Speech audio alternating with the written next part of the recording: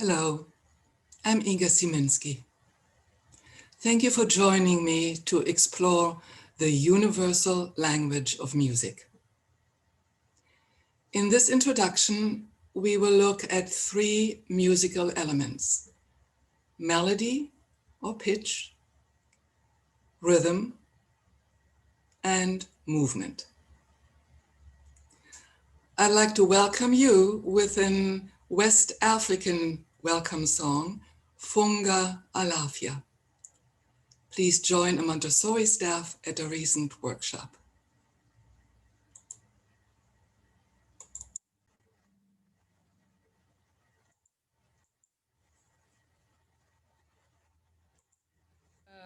I'm greeting you with my thoughts. I'm greeting you with my words. I'm greeting you with my heart. And I have nothing up my sleeves. Because it comes from that tradition where you have these, these sleeves where not welcome things were hidden. And so this is how it goes. Funga alafia ashe ashe. Funga alafia ashe ashe. Funga alafia ashe ashe. Funga alafia ashe ashe. In the Yoruba language of Nigeria, Funga Alafia means welcome and peace to you. That's the call. The response of Alafia means I bring peace, like our Amen. You may have noticed that the melody was rather easy to sing, and that's because it's written in or sung in the pentatonic scale. The pentatonic scale has only 5 whole steps, and it is really universal. Last year, the Harvard University published a very comprehensive study called Universality and Diversity in Human Song. And they found that the underlying melodic elements and formal patterns are similar worldwide, and that these foundational musical structures transcend cultural differences. It's like a universal musical grammar.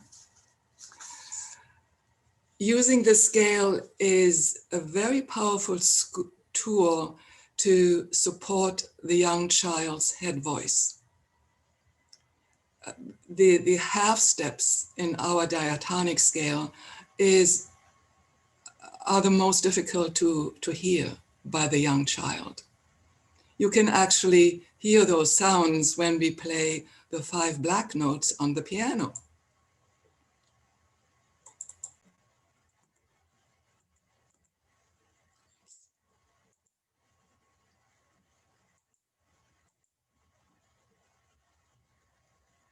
All right, you know that. Or we can temporarily set aside the 2 bells F and B in our bells.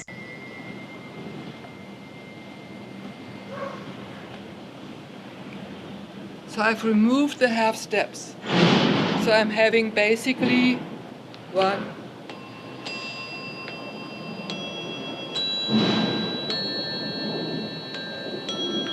5 notes. Pentatonic, penta means 5. So without the half steps, there are no musical harmonic shifts. Children can freely improvise. It always sounds good. So that means now we can sing all those pentatonic childhood songs, like this one. Bow, wow, wow, whose dog art thou? Little Tommy Tinker's dog, bow, wow, wow. I have my xylophone set up in the pentatonic, It means I have removed the C and the G bar, 1 and 5, and that's about doon or drone. This helps ground the young voice and develops pitch security. Just below it is a pentatonic song from Peru. La mariposa en la cocina hace chocolate para su vecina. Then we have a pentatonic song of the Hopi Indians. They and other indigenous populations place the kernels on a hot surface and crash them with a rock in a steady beat. By the way, I tell you this story because when we introduce musical examples, we always want to provide stories or historical and cultural background. There are wonderful opportunities to acknowledge their past and present ways of life. In this piece, I also have added 2 ostinati below. The one on the bottom is in steady beat and could just be accompanied by a hand drum.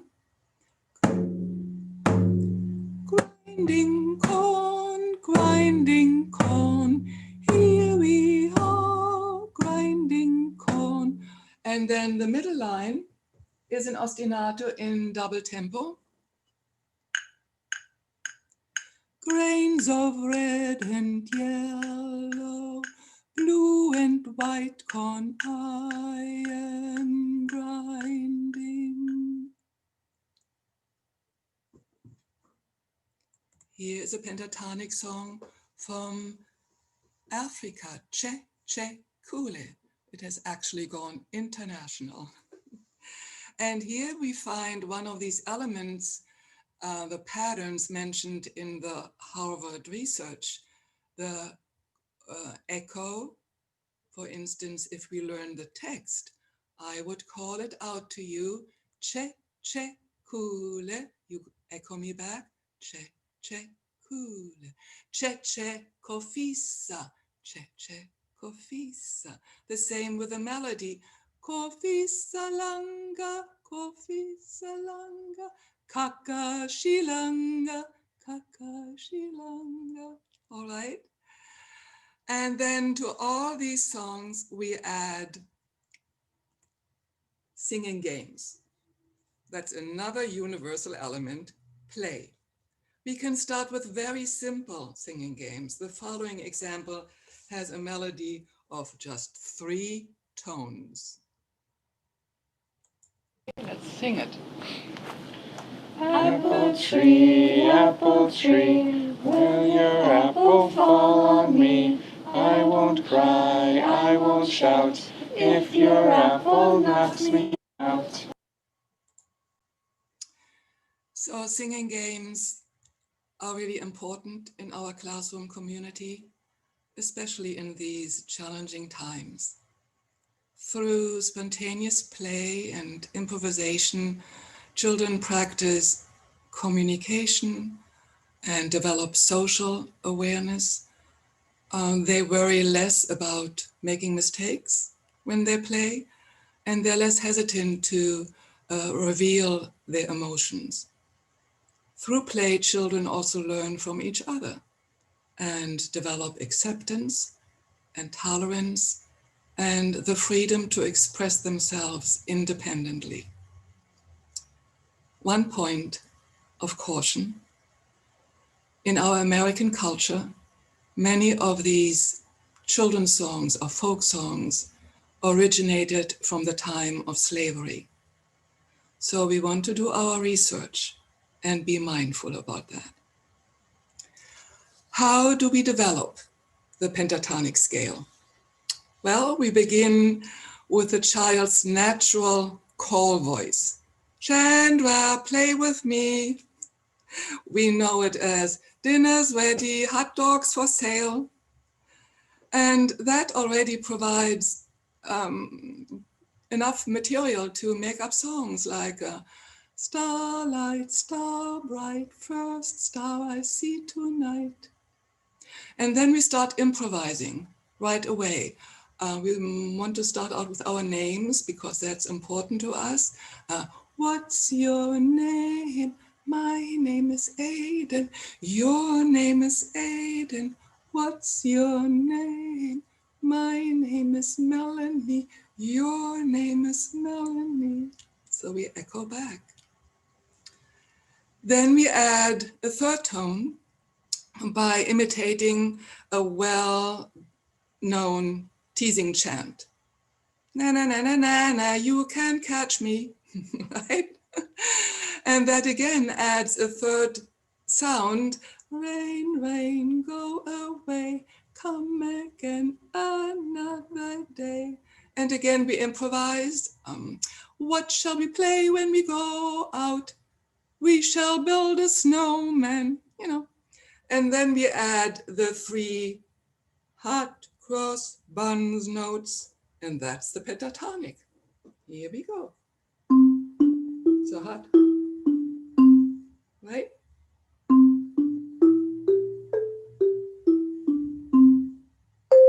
And we repeat the lowest tonic, the home note, at a higher scale. So then we ask ourselves, what kind of music is this? In our Montessori classroom, we follow our European classical music system. As magnificent and comprehensive as it is, it may not resonate with other cultures. And sometimes we have children or students who have trouble handling the delicate Montessori bells or manipulate the tone bars. How can everyone be included and find equal access to music? So let's start with what Maria Montessori has to say about music.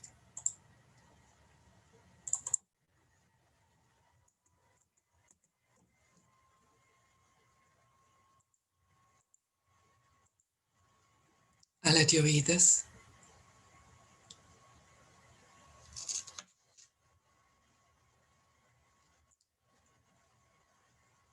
Rhythmic interpretation,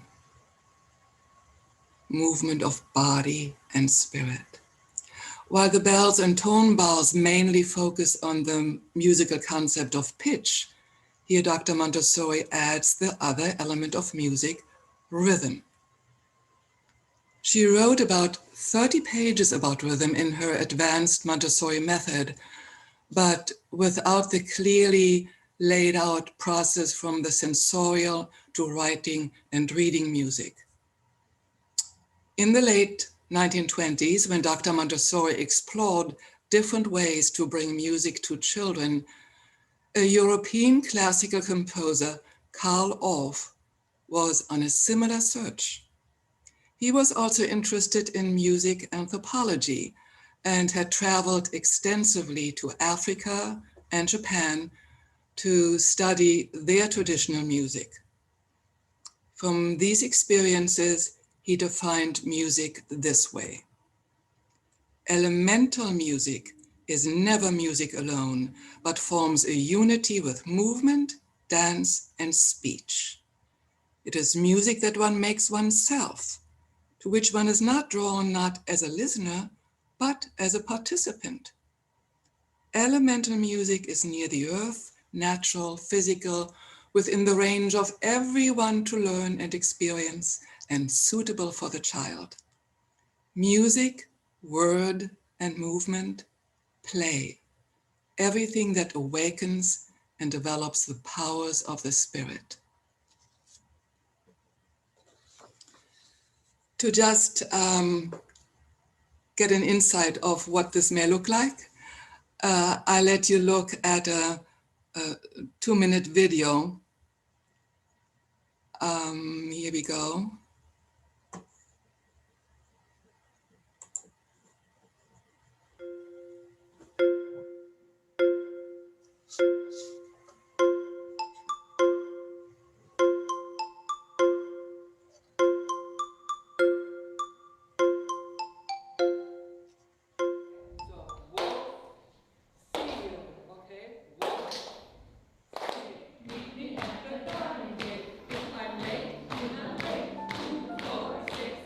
In Montessori Orff music, children are free to make music with their whole being. Karl Orff's elemental style is based on rhythmic speech, movement, play, and singing, all in support of the child's sensitive period, independence, and social development. The Orff approach emerges from the primal instincts of human musical expression and connects with Dr. Montessori's pedagogy on an anthropological level. This process, therefore, speaks to every child in a language he or she understands. At the same time, it is equally accessible to us adults, regardless of our musical background. Short music and movement activities can be presented during regular work periods or during circle time, directly in our classroom.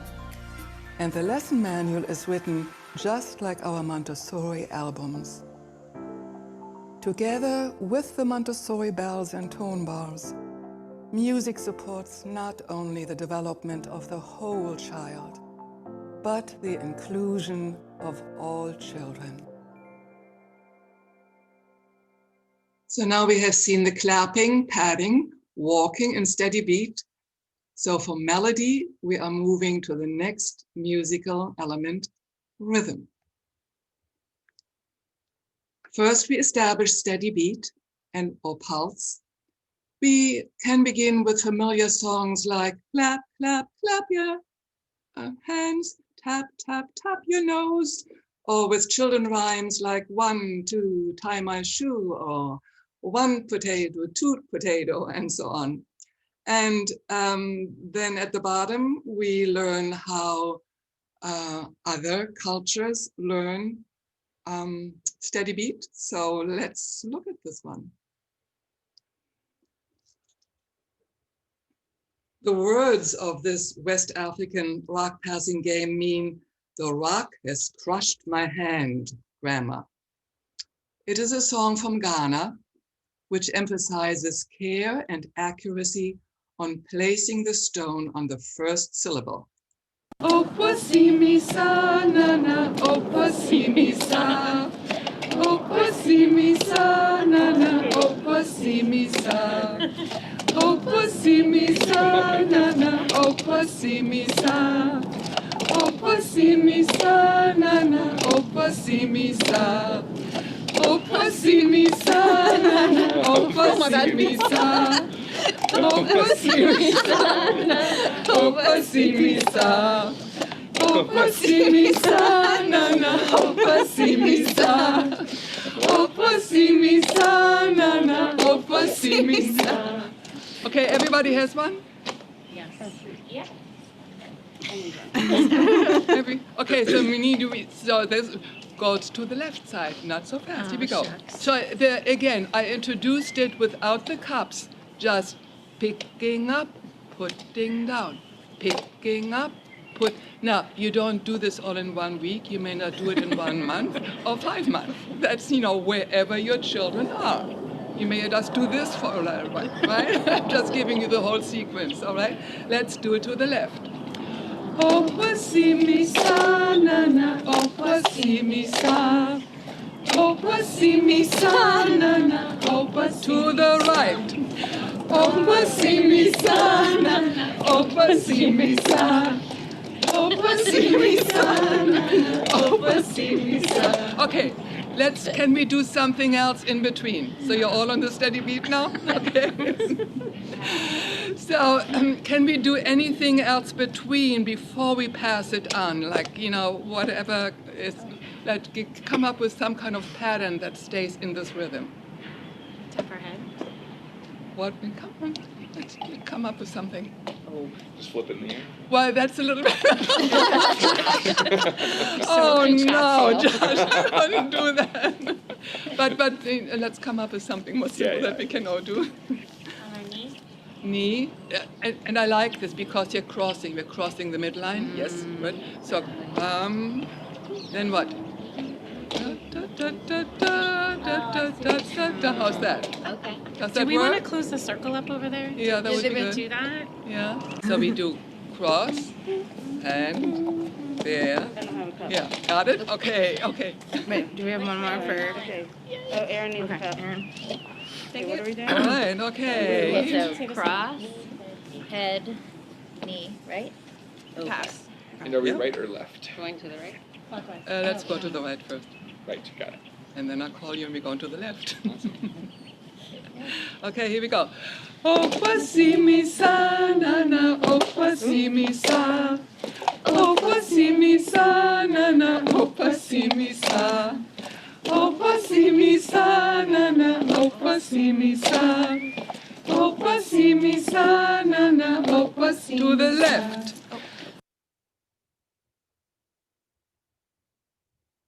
Okay, that was rhythm. That was beat. So let's move on to the rhythm. And rhythm develops from the child's natural speech patterns. They are transferred first to clapping and then to other body percussion like patting on knees or stamping and snapping. Children choose any category of words, names, trees, animals, favorite materials from the classroom. And based on the group's interest, 6 rhythmic building bricks are chosen, which will function as control patterns for new word choices and building longer rhythmic phrases. Again, we use those universal forms of echo and question and answer, or call and response, and ostinato. A beginning lesson may look like this. The word phrases, the rhythm travel from say and clap, whisper and clap, think the word and clap only. The rhythm is now embodied. That's the way children learn. Here's an example of 2-beat rhythms with words from various categories, and below the building bricks that are available as a chord set. The process continues with body percussion and transfer to percussion instruments.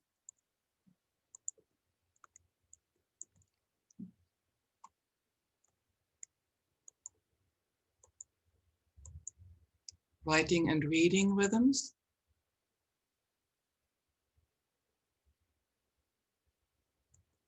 And eventually, on the passage to abstraction, leads to traditional forms of music literacy and theory. So again, we look to other cultures and see how they learn the steady beat. These are all opportunities to choose content and material that relate to our specific classroom community. Let's just see what they do.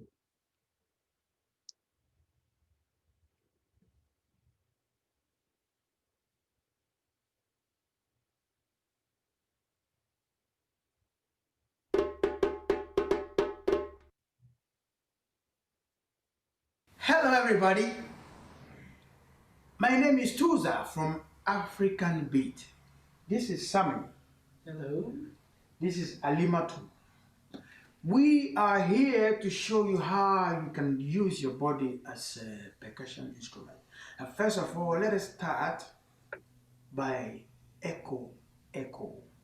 Let's start with echo, echo, call and respond. Now you look at me, whatever I do, I want you to repeat it.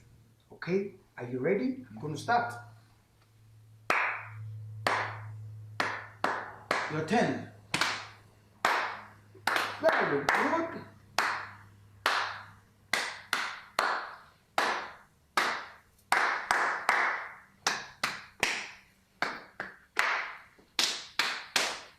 You're doing great.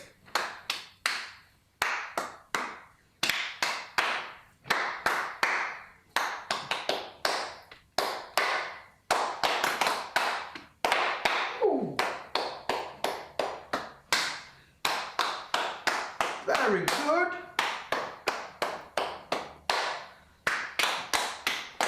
Okay. That sounds really good. I like it.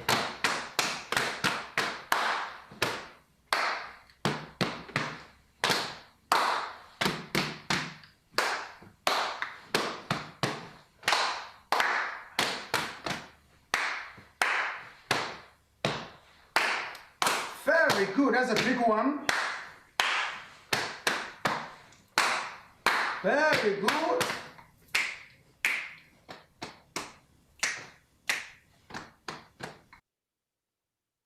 Did you go along with it? How did it go? So, you know, the same basic concepts are explored in other cultures. So now let's move on to the last segment, movement. Depending on the children I have in my classroom, I may begin with a sequence of movement that mirrors the development of all babies. It is based on the Feldenkrais method, which supports the neurological interconnectivity with the body and strengthens the proprioceptive and vestibular senses. It is simply done by adapting familiar songs or rhymes. And this method was later adapted for warm-up exercises in Anne Green Gilbert's Brain Dance as part of her dance education for children. In the primary, we focus on developing an awareness of one's personal space in relation to general space. With walking as the starting point, we integrate and verbalize childlike movements as they naturally occur. Traveling across general space, exploring movements our bodies can do in personal space, and yes, stillness, because music moves from silence to silence. That includes silencing the body. We all know this from our silence game in the primary. And there is more in our movement vocabulary. Elements of movements are introduced. They are internationally known as Laban analysis and Laban notation for choreography and dance. Especially for our older students, this precise terminology assists them to consciously make artistic choices and clearly articulate them. So here's the body. It can be done in space. However, we could also have a finger, a pointer finger, initiate a movement across general space, or an elbow leading our movement in general space. Look at all these possibilities. They can all be explored inside the classroom, outside, around trees or cones and other objects set up. And then the terminology for the concept of time and force. So when we move to dance, like the folk dance in the video, it is based on walking. We're not going for the Bolshoi or New York City Ballet. We are dancing like children would. We begin with small steps and then make up our own. So just here, just some steps, some ideas that we can do. Let's go into the circle. Out of the circle. Again. Out of the circle. Then we can just lift our arms.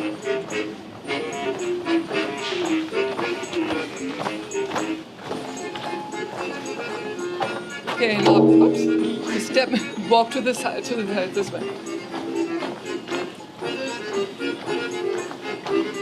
And the other way.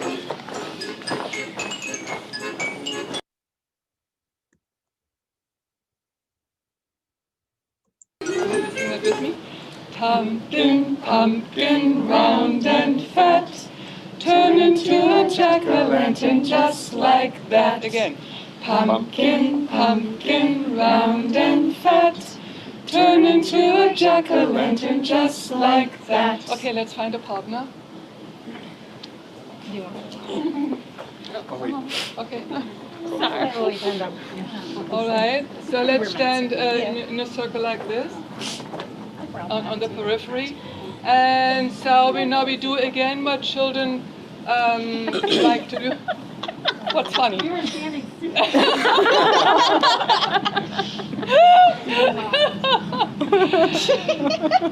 So let's make up some creative dance. So pumpkin, pumpkin, round and fat.